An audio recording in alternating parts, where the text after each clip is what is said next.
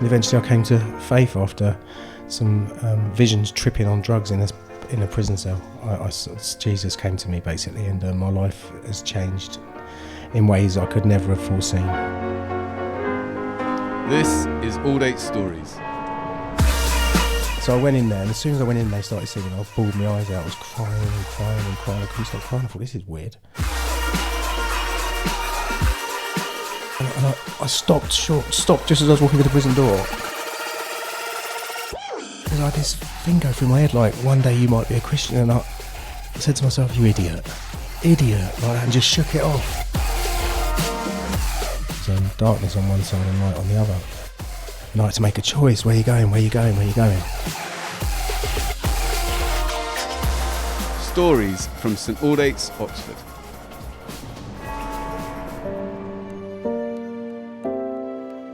My name's Michael, and this is my story.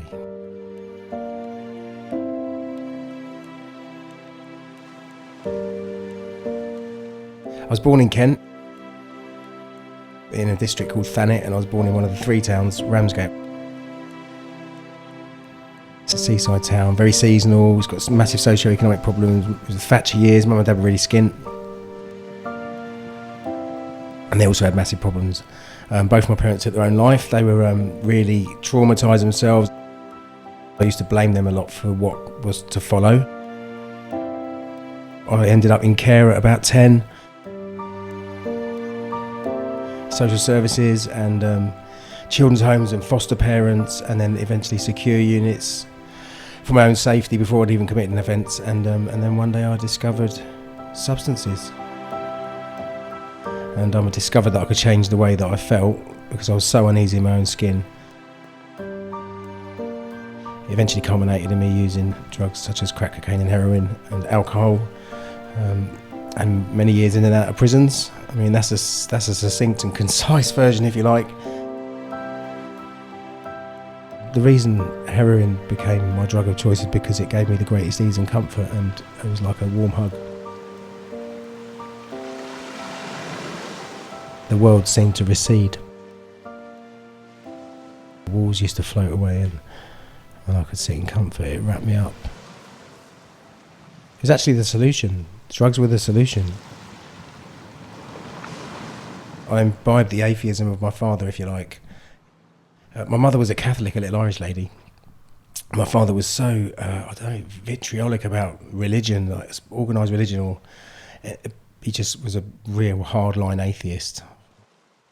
He didn't like anything related to any sort of spirituality. So I used to, in my ignorance, just sort of parrot those things that he said. And then I had lots of strange occurrences over the years, which turned my atheism to agnosticism, and sort of realising that something was afoot. And eventually I came to faith after some visions tripping on drugs in a prison cell. Jesus came to me basically, and my life has changed in ways I could never have foreseen. It's as simple as that. When I was a kid, I was about 8 or 9, I dreamt that I was going to win Sports Day, and I wasn't particularly quick. I dreamt that I was going to win Sports Day with the same lady holding the tape at the end, this lady, and with a bird going over it. I know it sounds very weird and very specific, but that's what it was in the dream, and I won it in exactly the same way the next day. And I just remember like sort of scratching my head and thinking like, well, that's weird, because I won it in exactly the same way that I dreamt it. And this sounds really strange, but okay then. There were 3 of these exactly the same incidences. So I would wake up, and immediately I woke up like I would know that I'm going to find a £5 note. And it's not. I know that sounds really silly. If people could stick a USB stick into my head and download me, they'd realise that this stuff is very real. So I'd wake up in the morning and immediately open my eyes. I'd have this unshakable feeling. It's like almost at a molecular level that I'm going to find, not just in the head, but a feeling that I can't shake, that I'm going to find a £5 note, and every time it's come to pass. The last time actually was about 2017, and I was at a friend's house, and I woke up in her front room, and I had it again, and I thought, no, I couldn't shake it, and then another friend of mine phoned me up and said, I've seen you on Facebook, you're looking really sick, Michael, can I feed you and stuff? I was bang in the heart of active addiction at the time. And so I walked from Ramsgate to Sandwich. It's some walk, about 7 miles actually, and I was walking along and I was thinking, I got about a third of a mile from her house and I thought, this is the first time I've ever had that feeling and it hasn't come to pass. And I was walking along a place called the Rope Walk. There's a tarmac track and then to the left there's sort of grassy banks and trees and stuff, and then down on the right there's a tributary to the River Stour, like a streamy thing. And I remember like sort of kicking a can, sort of kicking a can along. That was the attitude I had at the time. Along the stream, I walked down to the bank towards the stream, and I remember looking down, and then there was a £5 note floating. And I remember like looking at it quizzically and thinking, what? And I plucked it out of a stick. I remember just standing there looking at it and thinking, what are you trying to tell me? Definitely talking to a higher power, something beyond the material and physical realm.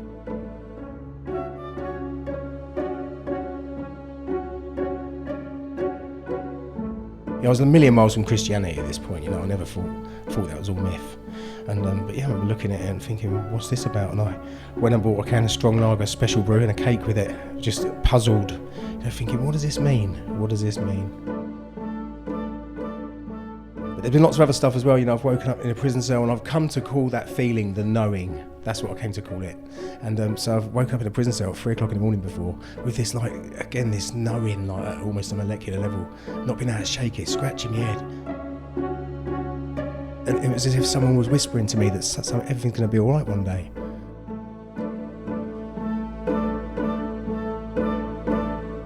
Still had some quite scathing beliefs about Christianity, Islam, Judaism, Hinduism, Zoroastrianism, anything that was organised, had sort of been written, if you like. I was quite scathing about. He's homeless in Essex. I went to this lady in a shop once and I said to her, can I have some cigarettes? I'm about my £1 short. She said, I'll give you the fags for free. This rotund Nigerian she was lovely. She said, I'll give you the cigarettes, but will you just come to a church service with me? So I went in there, and as soon as I went in, they started singing. I bawled my eyes out. I was crying and crying and crying. I couldn't stop crying. I thought, this is weird. And I had the same experience at a Christmas service here, homeless again in this city. I went into the Christmas service. I was stinking and homeless. As soon as the hymns and the worship started, I just couldn't stop crying.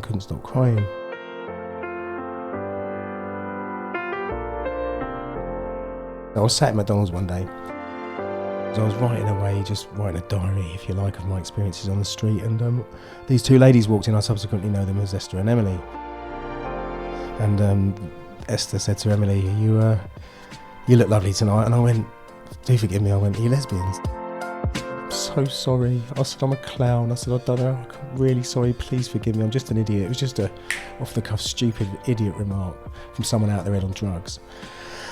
And anyway, so they talked to me for about an hour about Jesus and God and the transformative power of Christ and stuff like that, and I listened, just listened. I just listened because, and predominantly, if I'm honest, because I'd been rude. So I thought I'd better listen and pay attention, but I was quite interested in what they were saying and they seemed really nice. I said my goodbyes. Anyway, 2 weeks later I was sleeping in a sleeping bag in the covered market entrance where many of the homeless sleep in this city. Emily came to me and I just got a gentle nudge and I looked up and there's this lady holding this Bible out. I've subsequently learned that she agonised over giving this Bible away, but God had told her to find that man and give him this Bible. So she gave it to me. It was thoroughly thumbed, heavily annotated and highlighted, and it had clearly been loved and cherished and used. That was the thing that jumped out. This has been loved. This has been, this has been read. It's got all notes in the side margins and lots of highlighting. Ephesians chapter 2, verses 4 through 5 says, "But God, who is rich in mercy, because of his great love for us, even when we were dead in our sins, made us alive together with Christ. It's by grace that we have been saved." Well, no, I didn't open it, but it's not the point. And that's the truth. I opened it enough just to skim through it and see that it'd been loved. I thought, well, that's old. That's had some use. And chucked it in a bag full of old hypodermics and drug paraphernalia and scrappy bits of paper. I don't know, a load of old crap I used to carry around with me. As we do as addicts. I never forgot her. What she done, and that day at McDonald's, and when she came and gave me the Bible, never left me. It never left me. It didn't. I used, occasionally it would come. Oh, remember that lady? Remember that lady? Remember that lady? Why did she give you that? Why did she give you that? But I had another experience as well, and this was a real turning point. I tried white knuckling it to get clean, and I'd been 3 weeks like seriously, really, really ill in withdrawals from alcohol and opiates, heroin. I waited for my girlfriend to go out, and as soon as she went out, I slipped off, went and scored, got some heroin, and when I got it off the fella, he said to me, "Please don't inject that, Michael." He said, "You haven't had a hit for 3 weeks." He said, "That'll kill you." I said, "Oh, shut up, I'm a horse, like nothing can kill me." So, actually, ridiculous. That's sort of indicative of the way I used to use drugs, and so I didn't smoke it like he said. But I went home and I stuck it in my arm.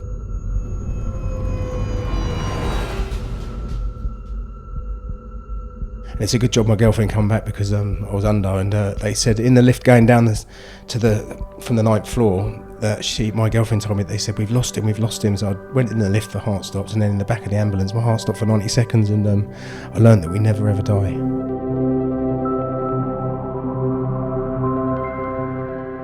I went to somewhere really pleasant.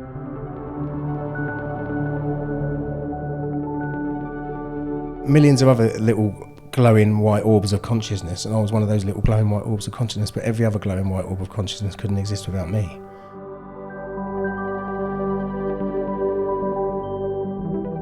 And it was like the ultimate peace. Language breaks down at this level because it can't quite encapsulate what I'm trying to tell you. The absence of fear, pain, anxiety, depression, like those things didn't exist there. My heart stopped and actually died.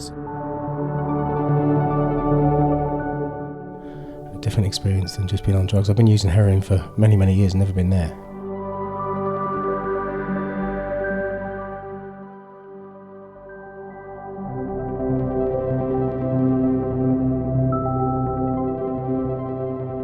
I had to come back because I was shown an image of my mother having to identify my body, and I couldn't. If my mother wouldn't have been alive at the time, I would have chosen to stay.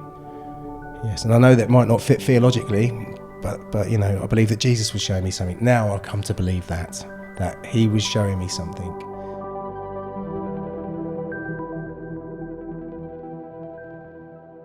Paramedic. He had a trainee with him, but he was 31 years in the job, and he said to me, never in all his 31 years had he seen somebody respond in the way in which I did when I woke up. Because the first thing I said was, wow. Most people, because of the anti-heroin, if you like, called naloxone, it throws you into withdrawals. So people regularly get the ump, and paramedics have been punched, and people get very angry. Whereas I was demanding they give me more because I knew I had to stay alive for my mum.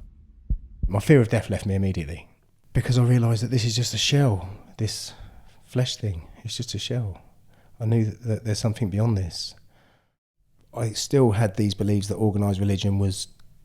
I used to still parrot the stuff of my father, which is it's for control, it's for people who need a crutch, it's all crap, And but like I say, by the time I'd gotten to that point, I understood that I was more open-minded. Is my point.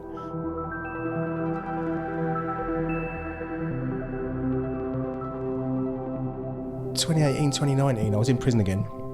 And one day I was walking into my cell, and I just got this sudden injection into my mind, and I stopped just as I was walking through the prison door, because I had this thing go through my head like, one day you might be a Christian, and I said to myself, you idiot, like that, and just shook it off, but I couldn't quite just shake it off. It get like, you're going to be a Christian one day sort of thing, and I thought, what are you on about? I was saying to myself, internal dialogue, like, what are you on about, you weirdo?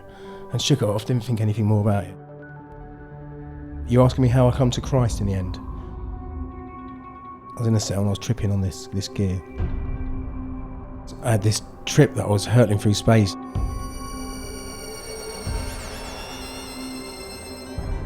There's all these stars, like almost the speed of light.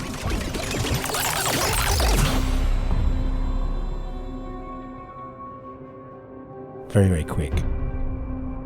And there was this wall in front of me, and there was darkness on one side and light on the other. And I had to make a choice. Where are you going? Where are you going? Where are you going? And I slipped into the darkness.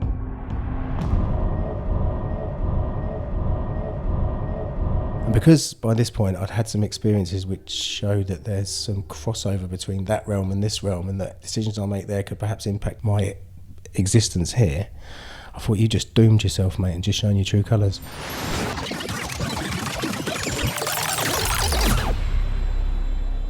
Two weeks later I had exactly the same trip, and the only difference was that in the light was a blazing white cross.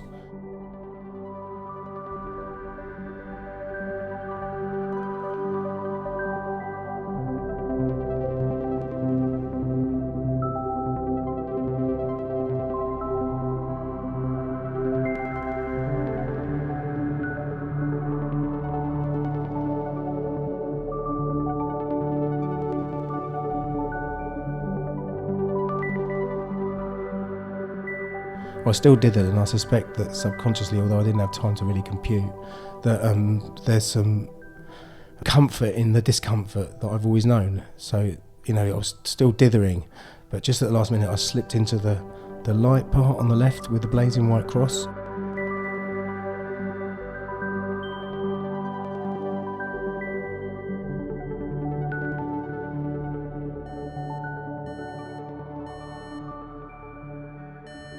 Still unconscious, if you like on this stuff, because my cellmate pressed the button on both occasions, and I ended up with prison nurses and healthcare teams in the cell, so I was unconscious.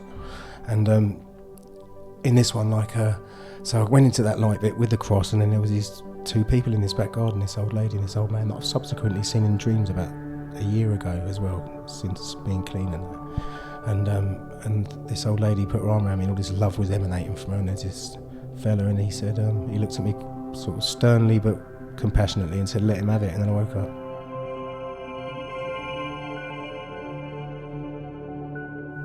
And my life changed.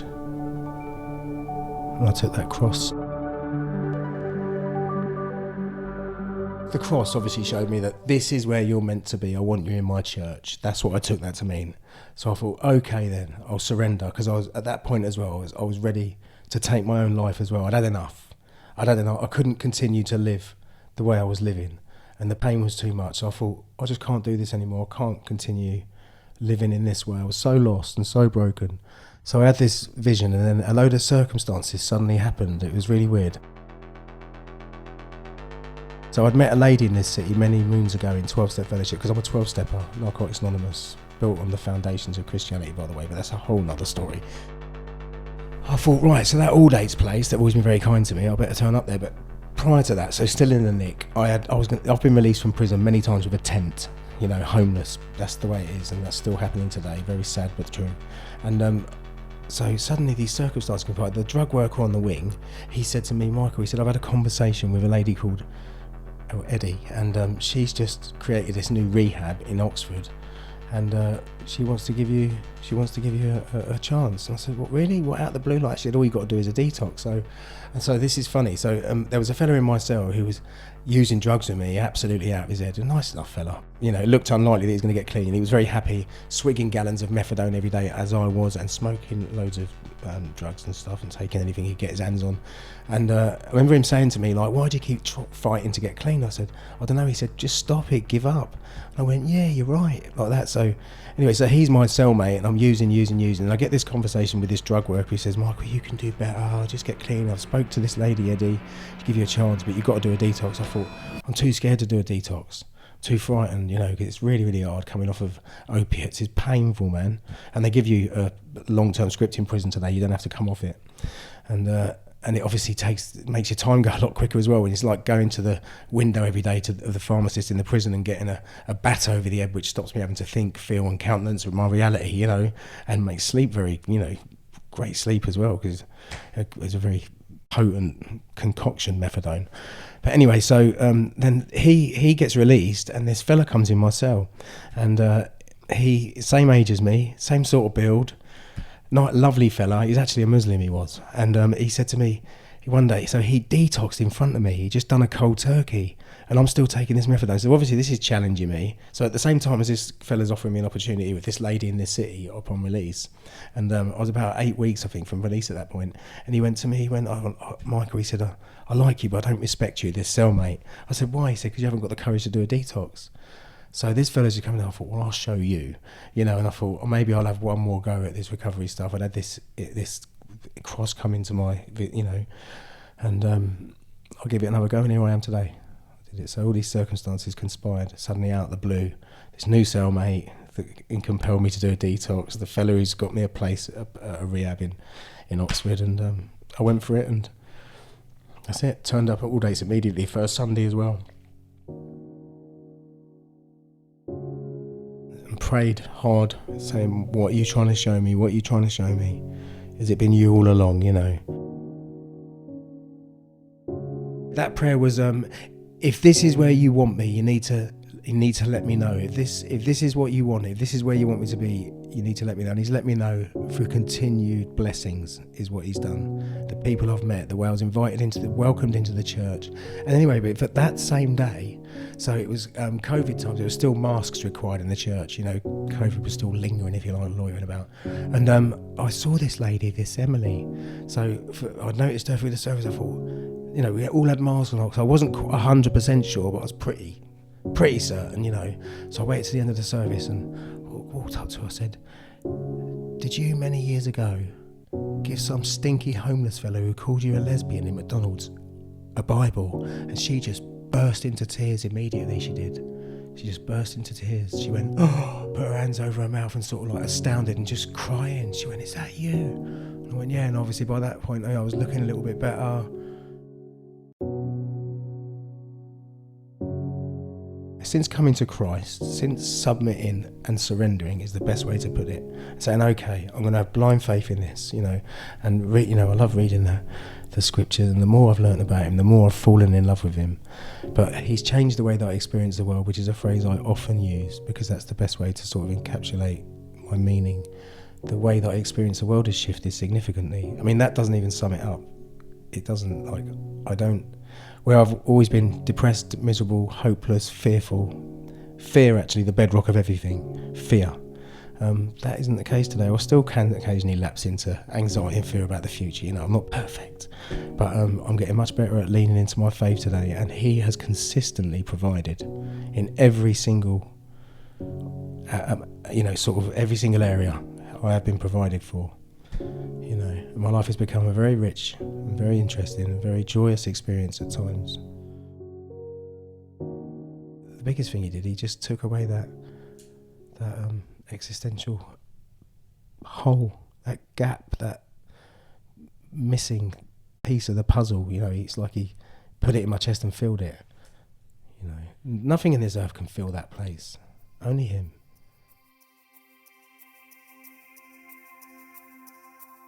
Now I'm 4 years and 6 weeks clean.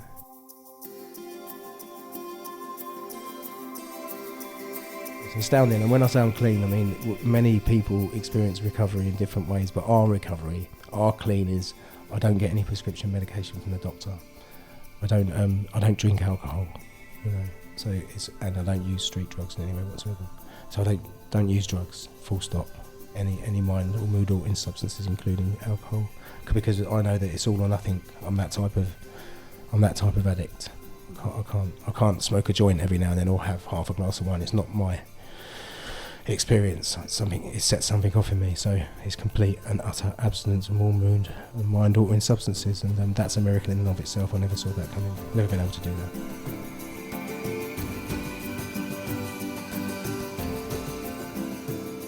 And the obsession to use left me very, very quickly as well. It's insane how quickly it left me. I come out of prison and I haven't felt the need to use drugs. So I came out of rehab in the ACT community. They offered me accommodation, and I've been able to go to university. I'm 2 years into a politics degree. I've done an access course and 2 years into a politics degree. getting great grades as well. You know, I've had anything less than a 70, like first class marks so far. I'm heading for a first. I've got one more year. We'll do a public health masters. And then who knows what the future holds. Is very exciting. I try not to think about the future too much and live one day at a time. What does Jesus say? He says, don't worry about tomorrow. Today has enough worries of its own, he says. God bless him. I was searching, and occasionally I would pray and ask, if you are there, in my more desperate moments, I would say, if you are there, you have to reveal yourself to me. Make yourself known to me. I didn't know who I was talking to, but you know, in desperate times, and in prison as well, like I would quite often just sit on my bunk at night and say, like, if you're there, can you please help me? Can you get me out of this? I can't see a way out. If you're there, can you make yourself known to me? I didn't know who I was talking to, but I was asking in a heartfelt way, like for revelation, and I got it. You know, I was genuinely seeking.